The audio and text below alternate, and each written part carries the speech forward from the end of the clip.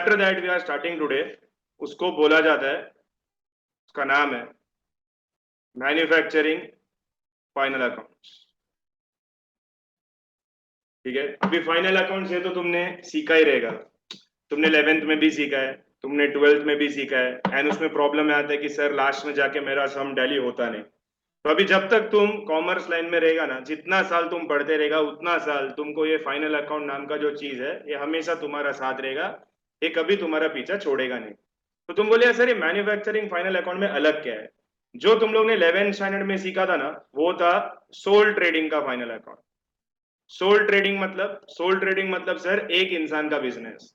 इसके लिए अगर तुमको थोड़ा बहुत भी याद रहेगा, क्योंकि कोरोना में क्या ऑनलाइन में पढ़ रहा था ना तुम, थोड़ा बहुत भी अगर तुमको याद रहेगा तो तुमको याद रहेगा कि उसमें एक ही कैपिटल आता था बैलेंस शीट में। तो सोल ट्रेडिंग एक ही इंसान का बिजनेस, जो भी प्रॉफिट लॉस हो गया एक को ही। फिर सर 12th स्टैंडर्ड में जो हमने सीखा वो क्या था? वो था पार्टनरशिप। पार्टनरशिप मतलब वहां पर मिनिमम 2 लोग एंड मैक्सिमम कितना भी लोग का बिजनेस हो सकता है, जहां पर हम लोग को प्रॉफिट को डिस्ट्रीब्यूट करते थे।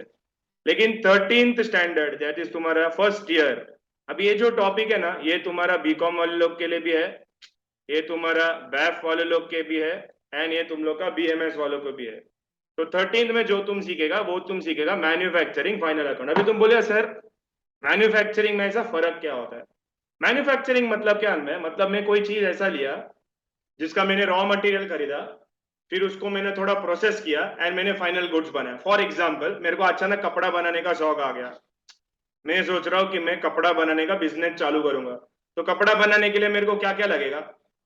पहला कॉटन, कपड़ा बनाने के लिए कॉटन लगेगा। फिर ये कॉटन को मैं कपड़े में कन्वर्ट करूंगा, बराबर ना? द कॉटन को मैं कपड़े में कन्वर्ट करूंगा एंड बाद में वो कॉटन जब कन्वर्ट होके पूरा कपड़ा बन जाएगा तो ये जो कपड़ा है ना, this will be termed as my finish goods.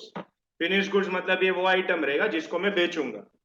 तो इसका मतलब सर क्या क्या चीज रहेगा इसके अंदर, ठीक है, जरा ध्यान से देखना। तो यहाँ पर है ना तुम्हारे पास 3 प्रकार का गुड्स होगा।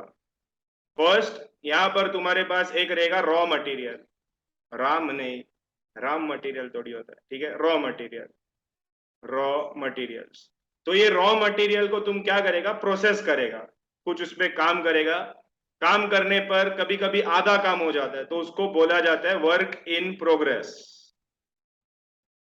क्या बोलते हैं इसको?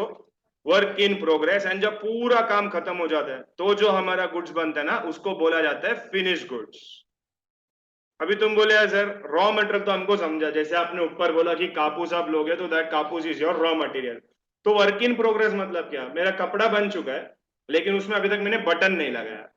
बटन नहीं लगाया तो इसका मतलब क्या पूरा कपड़ा मेरा रेडी हो चुका है क्या? नहीं, मेरा कपड़ा आधा बन चुका है। तो जो आधा बना हुआ चीज रहता है ना उसको बोला जाता है वर्क इन प्रोग्रेस।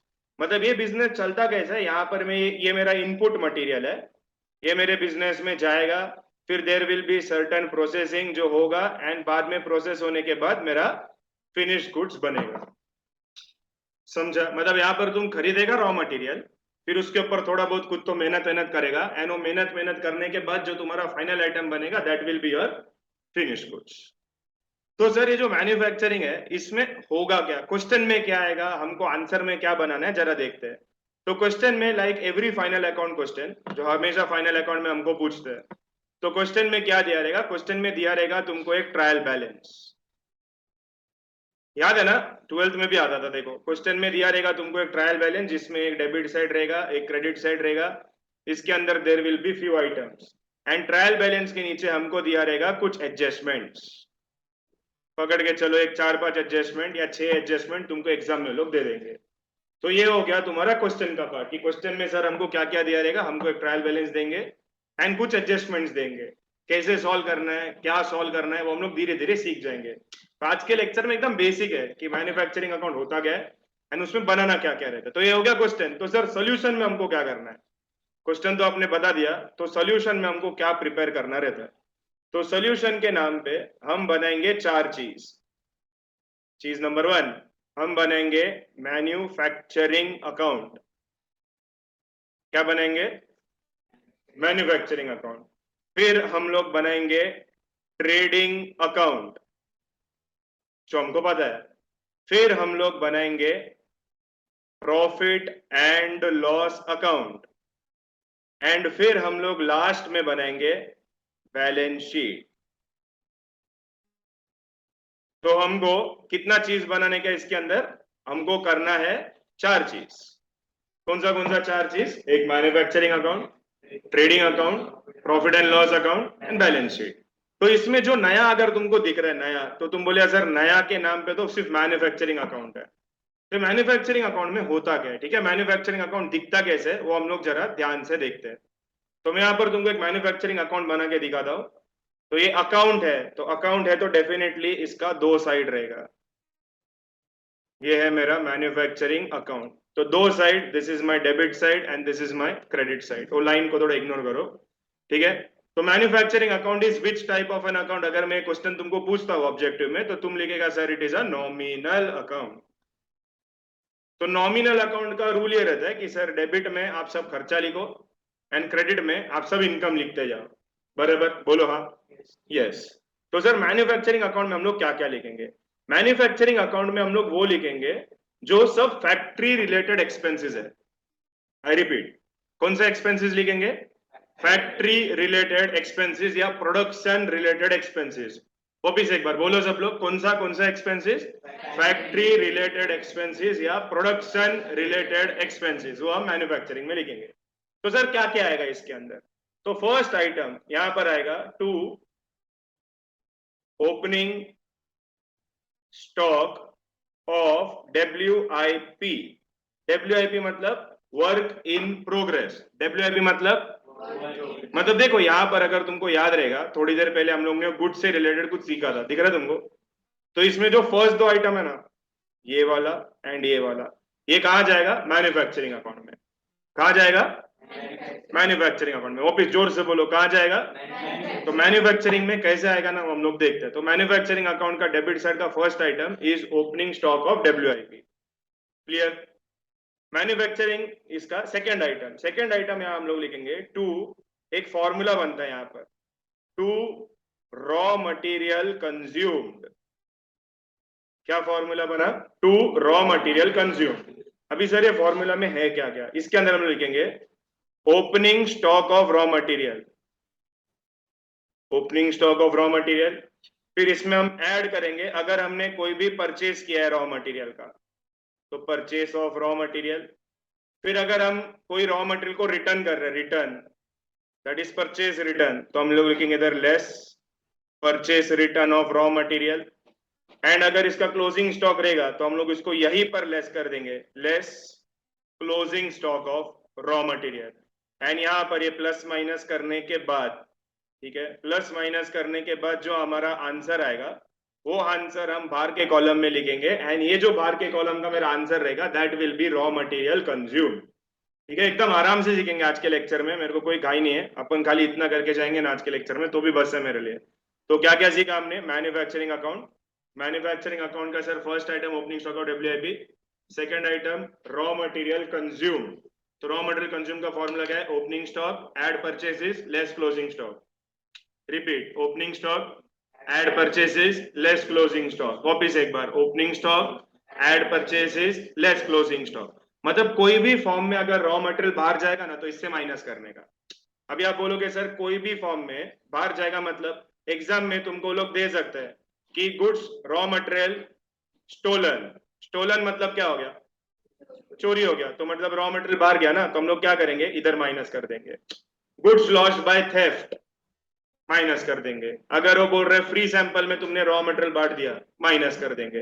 तो कोई भी फॉर्म में अगर रॉ मटेरियल बाहर जा रहा है, बिजनेस से बाहर जा रहा है, तो हम लोग इसी फॉर्मूला में उसको माइनस करेंगे। क्या मैंने जो बोला सबको समझ में आ रहा है? मैं एकदम आराम से पढ़ा रहा हूँ, मेरे को कोई घाई नहीं है, तुम आराम से समझ के पढ़ेगा, तुमको सब क्लियरली मालूम पड़ेगा। डन? क्लियर इधर तक? ओके। तो ओपनिंग स्टॉक हो गया, रॉ मटेरियल कंज्यूम। फिर सर क्या क्या आएगा मैन्युफैक्चरिंग में? क्या बोला था मैं तुमको, मैन्युफैक्चरिंग में क्या क्या आता है? All factory related expense. तो इसके बाद यहाँ पर फैक्ट्री से रिलेटेड क्या क्या आएगा? यहाँ पर आएगा टू फैक्ट्री रेंट। फिर यहाँ पर आएगा टू वेजेस। पहला 12th में वेजेस कहाँ आता था? ट्रेडिंग अकाउंट में। लेकिन इधर ट्रेडिंग में नहीं आएगा क्योंकि ऑल फैक्ट्री रिलेटेड एक्सपेंस तुम किधर डाल रहे हैं? मैन्युफैक्चरिंग के अंदर। फिर यहाँ पर आएगा टू देखो ये नया item, to depreciation on factory assets. अभी तक जो 12th में तुमने सीखा था वहां पर तुम्हारा डेप्रिसिएशन किधर आता था? कोई भी डेप्रिसिएशन हो सब प्रॉफिट एंड लॉस अकाउंट, लेकिन यहाँ पर ऐसा नहीं है। यहाँ पर जो भी फैक्ट्री रिलेटेड तुम्हारा डेप्रिसिएशन रहेगा, लाइक फैक्ट्री के अंदर मैंने कोई मशीन रखा है, वो मशीन का डेप्रिसिएशन मैन्युफैक्चरिंग में आएगा। फैक्ट्री का बिल्डिंग है तो उसका डेप्रिसिएशन मैन्युफैक्चरिंग के अंदर आएगा। मतलब जो भी फैक्ट्री से रिलेटेड खर्चा है वो पूरा का पूरा किसके अंदर आएगा? मैन्युफैक्चरिंग अकाउंट के अंदर आएगा। क्या सबको समझ रहा मैं क्या बोल रहा हूँ? Any difficulty? अरे पक्का क्लियर मालूम पड़ रहा है क्या? तो जो भी अपना फैक्ट्री रिलेटेड एक्सपेंसेस है, मतलब टू सम इट अप मैं यहाँ पर लिख सकता हूँ टू फैक्ट्री एक्सपेंसेस, जितना भी फैक्ट्री का रिलेटेड एक्सपेंसेस है वो सारा का सारा मैं कहा लिखूंगा? इसके डेबिट साइड में। खाली यहाँ पर नया कैच पॉइंट के रॉ मटेरियल कंज्यूम्ड का है फॉर्मूला, ये फॉर्मूला में लिखना है तुमको। लेफ्ट राइट डेबिट क्रेडिट नहीं लिख सकता तुम, इस फॉर्मूला के अंदर ही लिखना है रॉ मटेरियल कंज्यूम। तो सर अभी यहाँ पर आपने बताया ओपनिंग स्टॉक ऑफ डब्ल्यूआईपी तो हमने डेबिट में लिखा, तो क्लोजिंग स्टॉक कहाँ आएगा? क्रेडिट में। तो यहां पर हम लिखेंगे by closing stock of WIP. WIP का full form work in progress. मतलब समझ में आया ना? जैसे मैं तुमको एग्जांपल दिया, मैंने कपड़ा, कॉटन का कपड़ा बनाया लेकिन वो कपड़े का बटन लगाया नहीं अभी तक, या सिलाई मारा नहीं है उसको अभी तक, that is closing stock of WIP. कभी कभार क्या होता है मन में, फैक्ट्री में कुछ भंगार भी मिलता है, भंगार, भंगार का आइटम रहता है ना। कुछ भी भंगार हो सकता है, कुछ मशीन कुछ खराब हो गया मैं भंगार में बेच दिया, या इसका कुछ चिंदी विंदी रहेगा मैं चिंदी में बेच दिया, तो उसको बोलते हैं sale of scrap. By sale of scrap, scrap मतलब रद्दी।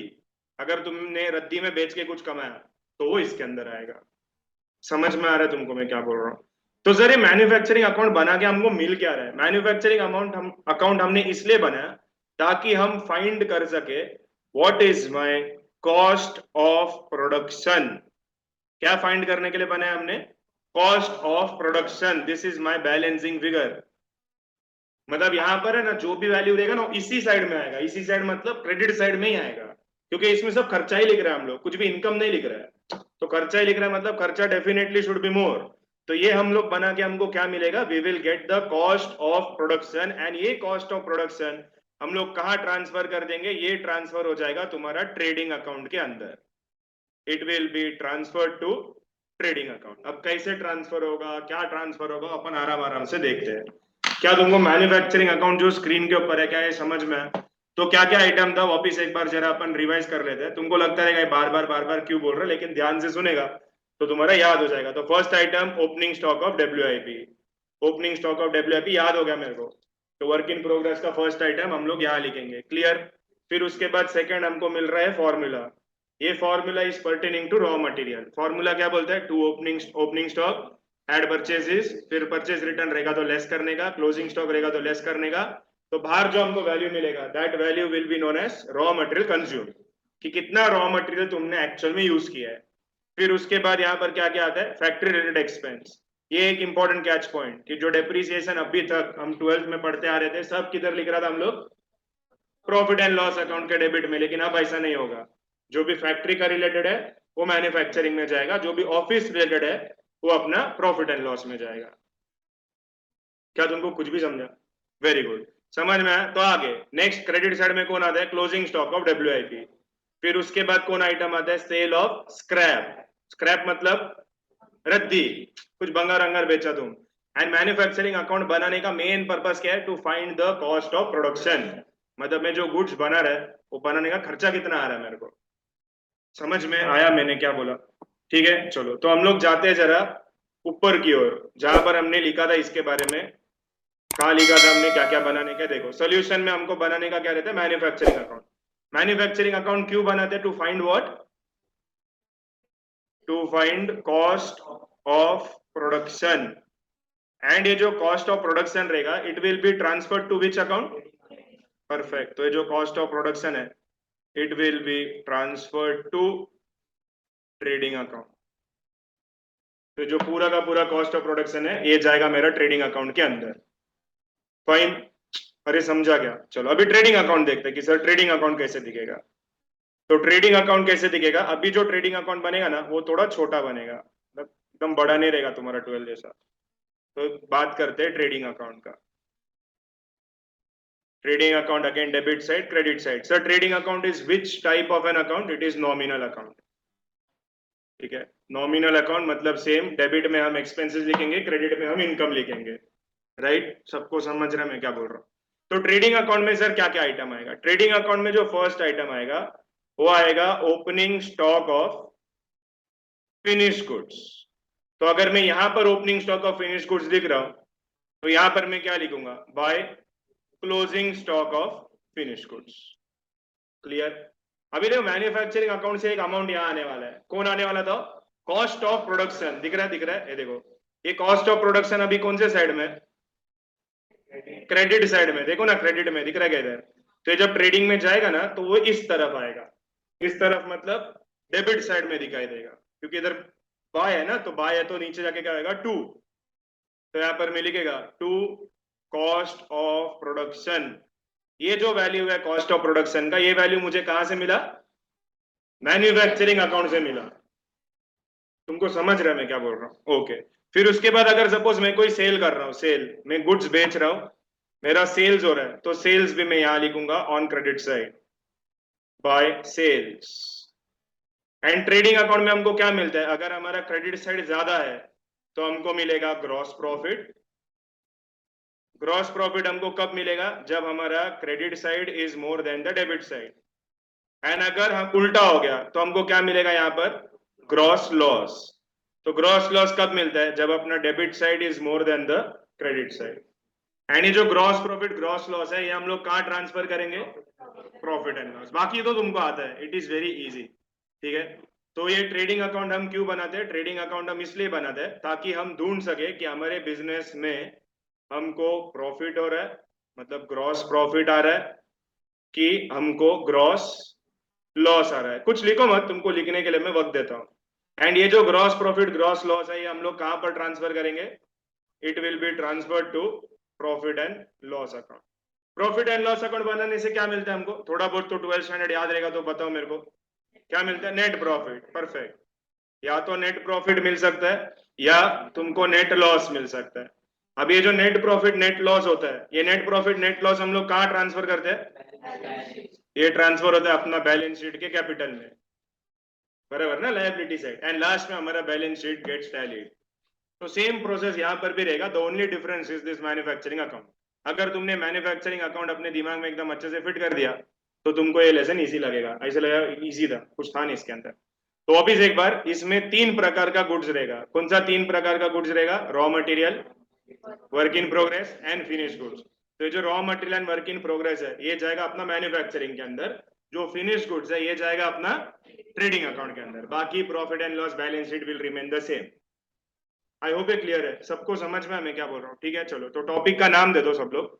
मैन्युफैक्चरिंग फाइनल अकाउंट, या इसको बोल सकते हैं final account of manufacturing concern.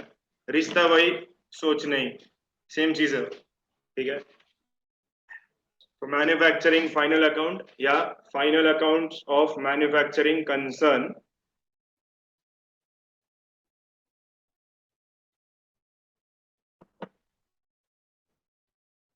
फिर बाद में ये लिखो कि क्वेश्चन में क्या दिया रहेगा, what will be provided in the question. तो क्वेश्चन में there will be a trial balance. ये तुम्हारा ओन अंडरस्टैंडिंग के हिसाब से तुम लिख सकते हैं। And there will be few adjustments. Question में there will be a trial balance followed by certain adjustments. अभी व्हाट एडजस्टमेंट्स क्या रहेगा, वो कुछ नया है कुछ जुना है, वो हम लोग देख लेंगे। अभी आज का लेक्चर का मेन टारगेट यही है कि हम लोग मैन्युफैक्चरिंग अकाउंट क्या है वो समझे एंड एडजस्टमेंट समझे। अगर तुम इतना भी ध्यान से करके जाते ना एग्जाम में, तो भी तुम ये सम सॉल्व करके आएगा। मतलब ऐसा भी नहीं कह रहे मेरे को नहीं आ रहा है, ये ध्यान से सुनने का कि क्या है। ठीक है, एंड सोल्यूशन में हम लोग क्या क्या बनेंगे ना, वो भी देखो स्क्रीन पे है, तो जरा उसको भी लिख लो कि सोल्यूशन में हमको क्या क्या बनाने का। We have to prepare 4 things. And last में अगर तुमने सब अच्छा किया है, ठीक है, अच्छा कर्म किया है तुम अपने लाइफ में तो तुम्हारा balance sheet will tally. And इस बार तो होना चाहिए, बिकॉज तुमको कैलकुलेटर भी अलाउड है।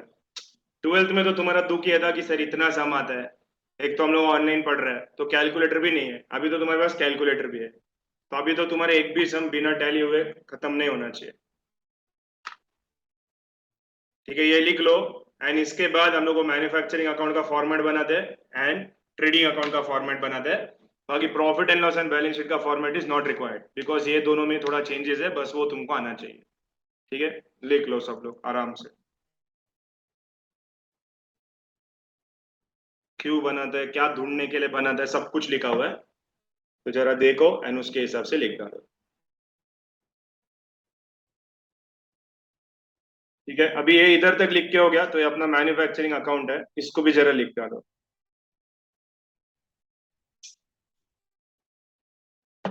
मैन्युफैक्चरिंग अकाउंट में हमको क्या क्या मिलेगा।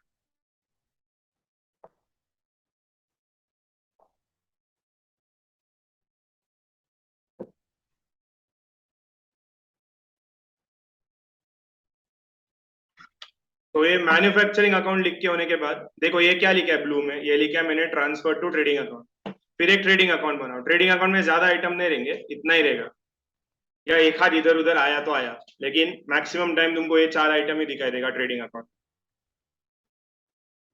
फॉर योर अंडरस्टैंडिंग, ये कॉस्ट ऑफ प्रोडक्शन कहाँ से है, ये कॉस्ट ऑफ प्रोडक्शन हमको कहाँ से मिल रहा है, फ्रॉम मैन्युफैक्चरिंग अकाउंट। ठीक है, मैन्युफैक्चरिंग अकाउंट बनाने का मेन रीजन ही ये था, to find out cost of production.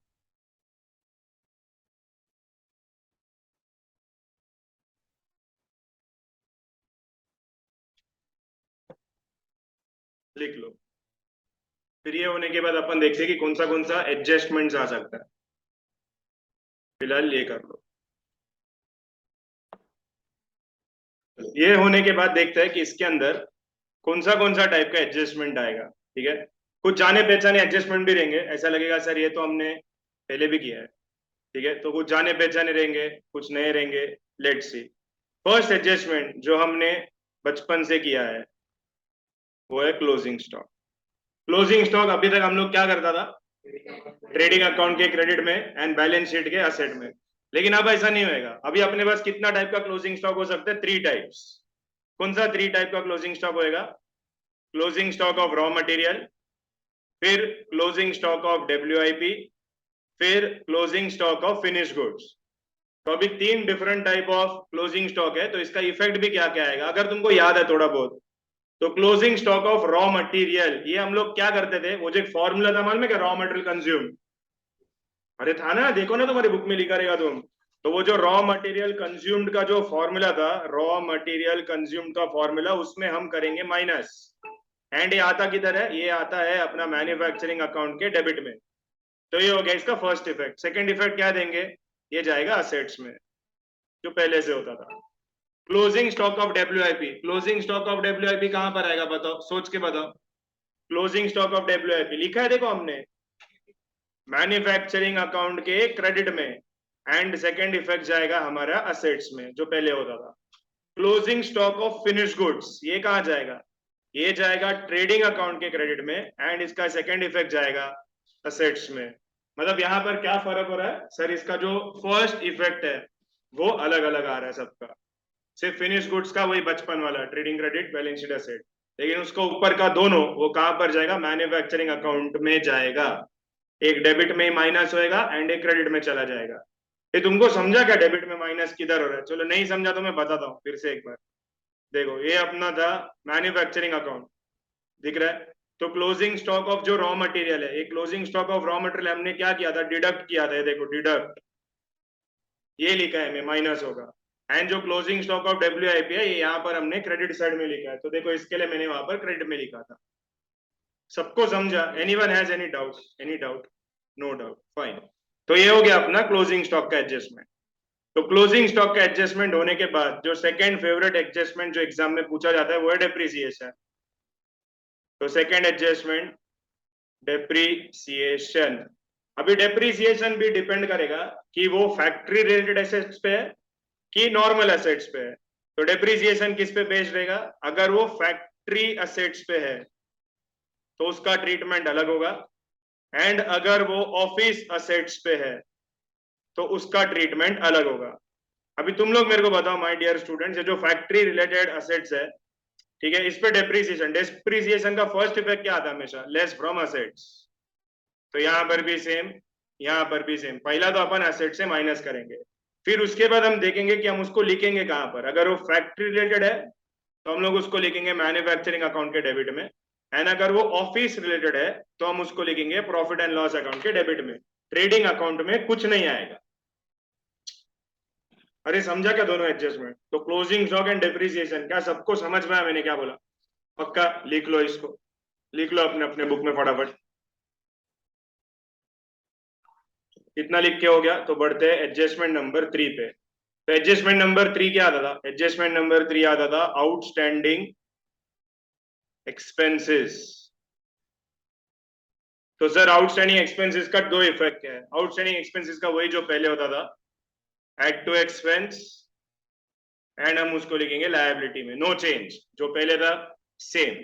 ठीक है। एडजस्टमेंट नंबर 4, अगर मैं बोलता हूं आउटस्टैंडिंग इनकम, आउटस्टैंडिंग इनकम, तो हम लोग क्या करेंगे? एड टू इनकम, एंड बोलो दूसरा इफेक्ट बोलो, असेट साइड।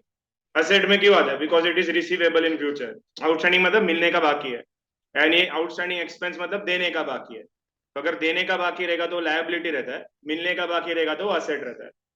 ठीक है। उसके बाद आता है अपना प्रीपेड, प्रीपेड एक्सपेंसेस। बोलो 12th में क्या सीखा था? Less from expense and sets, यहां पर भी सेम। फिर उसके बाद इसके साथ साथ आएगा pre received income. Pre received income मतलब पहले मिल गया तुमको, तो पहले मिल गया तो हम लोग पहले उसको डिडक्ट कर देंगे, बिकॉज वो ये साल का इनकम नहीं है। तो लेस फ्रॉम इनकम, एंड हमको पैसा मिल गया तो अभी services are payable in future, तो वो हमारा लायबिलिटी बन जाएगा। तो ये जो चार एडजस्टमेंट अभी हमने देखा, एडजस्टमेंट नंबर 3, 4, 5, 6, ये same as 12th standard, same as 11th standard, no difference at all. तो अगर तुमने 11th 12th अच्छे से किया है तो ये तुमको डिफिकल्टी नहीं आना चाहिए। ठीक है। क्लियर है क्या सबको मैं क्या बोल रहा हूँ? समझा क्या सबको मैं क्या बोल रहा हूँ? ठीक है। लिख लो ना जरा ये चार एडजस्टमेंट्स। तो ये समझ में है ना? तो बढ़ते हैं आगे। नेक्स्ट एडजस्टमेंट क्या क्या है?